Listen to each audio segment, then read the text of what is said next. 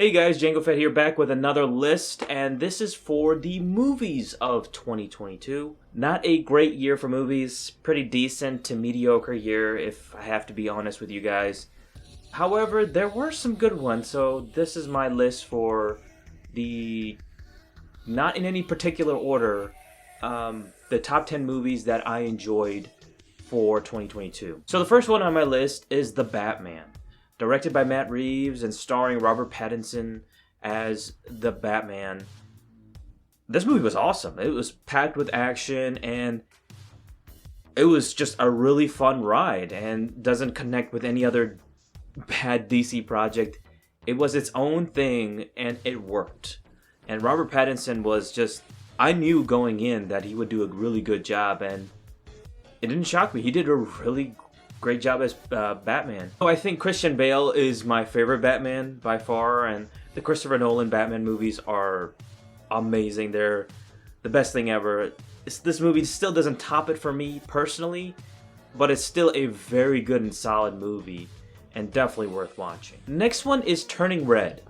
So, I don't have a really good relationship with Pixar movies at this point, in the last 10 years or so.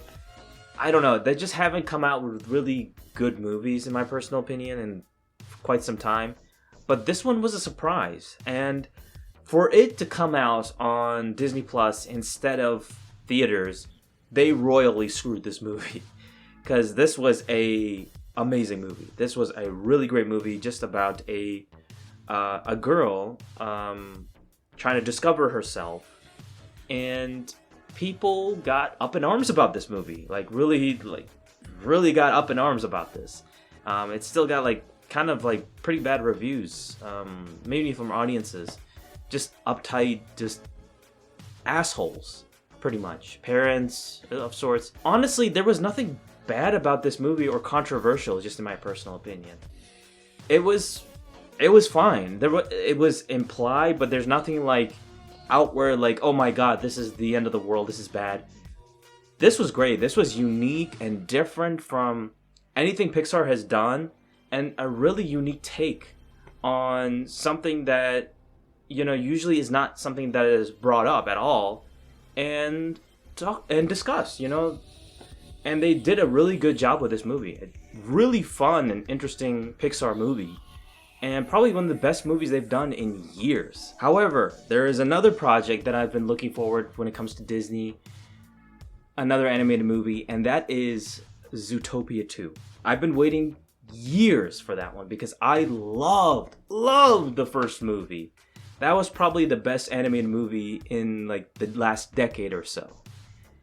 And I'm hoping there's a Zootopia 2 very soon, but man, they're taking their sweet time, and hopefully it ends up being good, but that's the next movie that I've been really looking forward to. Next is Chip 'n Dale Rescue Rangers. I thought this movie would be absolute dog shit, just based off the trailers and such. I wasn't really impressed with it. However, I heard good things about it. I ended up watching it on Disney Plus, and it was surprisingly really good. A lot of Easter eggs, so many fucking Easter eggs. But it was a callback to everything that was for the 90s, when it comes to all these 90s cartoons, 80s. I'm still shocked how good this movie was and how self-aware this animated movie was. It was a mix of animation and live action, and for me, it works just for the humor and such. It does work for me, personally. Any 90s, 80s cartoon fan will just be like, oh my god, that is awesome, I recognize this, and that. Next is Prey. This was a Predator spin-off, and when I heard the concept, I was like, okay, this could be freaking interesting. This could be really awesome, because it's, about Native Americans discovering, the Predator and how they deal with that. And it was great on Hulu. One of the surprising things from Hulu. And this is what I want from the Predator franchise from this point on. Not the Predator, which is absolute dog shit, or, Predators or anything like that. This is a new, fresh thing coming out from Predator and doing from different timelines. Maybe in the future we could have them, the Predator face off against Samurai, or medieval knights or something crazy out of this world. Aztecs, something like, something different from the past, them fighting against the Predator. And it's just a fun, refreshing take on Predator. So I would love to see more of these in the future, but they've got a hit on their hands with this movie, and the future of Predator. So if they keep going down this route, I will be happy. Next is Barbarian. So I ended up watching this on HBO Max, and it is a good horror/thriller film. I really enjoyed it. I mean, I don't know what more to say about it, but if you haven't seen it already, this is a really good horror film. And there's a lot of things that are implied that are not just fully explained. They have to do with other films where they just explain every little thing, and it gets so fucking annoying. This one, everything is implied. You kind of have to discover it on your own when it comes to the barbarian character and such. And things definitely take a turn where I didn't expect, certain characters to go down certain routes and such. So this was a welcome surprise for me. But yeah, definitely recommend this movie if you haven't seen it when it comes to horror. Next is Werewolf by Night. This is actually directed by a composer. I forget his name. I'll put it right over here. Apparently he's been involved with a lot of stuff, and this time he wanted to be involved as a director. And Werewolf by Night is actually a Marvel project, but it's actually like a black and white, horror project of sorts, action horror, and it was awesome. It's pretty short. I think it's only around like 30 minutes to an hour, and it's awesome. This is great. This came out back in October, and this is what more we want to see from Marvel. Something new, unique, refreshing take when it comes to the Marvel projects, because it's been really bad as of late. I'm just gonna say that for the movies, there has not been a single movie except this movie where I can say that Marvel has done a really good job, and that it's on my list for Pete's sake, So I can't even put any other Marvel project on my list, any Marvel movie project on my list, except for this one. And this is like a short film.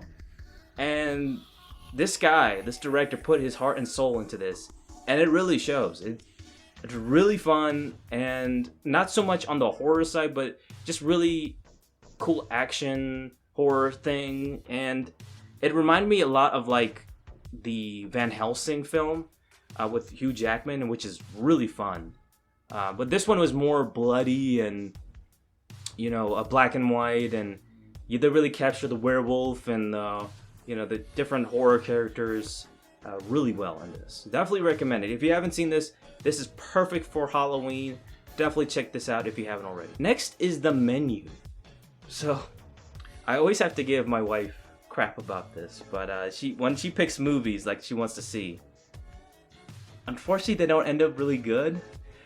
But however, this is one that she picked that it actually ended up being pretty good. This was a food connoisseur's horror thriller trip. It was really engaging, really fun and engaging. Anya Taylor-Joy does a great job. Same with Ralph Fiennes. Both just have tremendous performances in this film. If you love food, or you're just kind of like a foodie type of person, and you want something kind of different when it comes to horror or thriller or something like that, you gotta watch this. This is really cool and unique. So next is Avatar: The Way of Water. We waited 13 years for this sequel, and here it is. And visually, it's amazing. 10 out of 10 for sure. And by the time I've been working on this video, I will probably see it in 3D by then, and it's gonna be just mind-blowing. For what I saw in 2D, it's still just visually just amazing to me. And that's where the strength of the movie is. Story-wise, it's nothing extravagant or brilliant, and I don't even think it's better than Avatar 1 in my personal opinion. But I still think it's absolutely worth watching on the big screen. If you can watch it in the highest, 3D quality, you can see it IMAX or whatever, go watch it, because it's absolutely worth watching, and it's like once in a lifetime to watch it in theaters, to appreciate it and just see it, because it's something else. There's nothing like this when it comes to the CGI and the visuals that are used. I forgot to include this in my initial recording. Before we get to my number 1 favorite movie of the year, let's get to my number 2 movie, and that's Enola Holmes 2. The much anticipated sequel, probably my number 2 most anticipated movie of this year, and it didn't disappoint. This movie was everything I wanted from a sequel to the much acclaimed Enola Holmes movie, which came out a couple years ago, and I freaking loved, starring Millie Bobby Brown as Enola Holmes and Henry Cavill as Sherlock Holmes. And this time around, they actually worked together. You see Henry Cavill have a bigger role this time, involved in this mystery thriller / action movie. And it was just so much fun. Every one of these movies has not disappointed whatsoever. I mean, they've got a hit on their hands, Netflix, with these movies. And if they keep going at this pace, I mean, the sky is the limit. So looking forward to Enola Holmes 3, but Enola Holmes 2, just as great as the first movie, and highly, highly recommend you watch it on Netflix. And my number 1 movie, my favorite movie of this year, is The Northman. So directed by Robert Eggers. You know, when it comes to Robert Eggers movies, I am dying for those movies, and they are just amazing indie films. And this was actually the biggest one of, you know, with the biggest budget of the bunch. And while it didn't make as much, I still saw through it, and I think it was a brilliant, you know, interpretation of Vikings and Viking culture and revenge, and, you know, so many different aspects in this movie, and it was great. It was a great Viking action drama. It was a little bit of everything, and it was just an amazing, amazing film, and definitely my favorite movie of this year, and something I definitely recommend. And watching it in 4K, which I got it through here, got it through Black Friday, had to get it because it was only like $10 or something, and it's absolutely worth watching multiple times. So that is my list for 2022 for movies. Next one I will have is for video games. That's going to be the last list for 2022. Then I'm going to be moving on to other stuff. But let me know what you think of my list in the comment section below. Let me know what your favorite movies of the 2022 are in the comment section below as well. And don't forget to please like this video, subscribe to my channel Django Fett if you haven't already, and I'll see you, my fellow Manoet. And then brothers, next time. Ooh, yeah.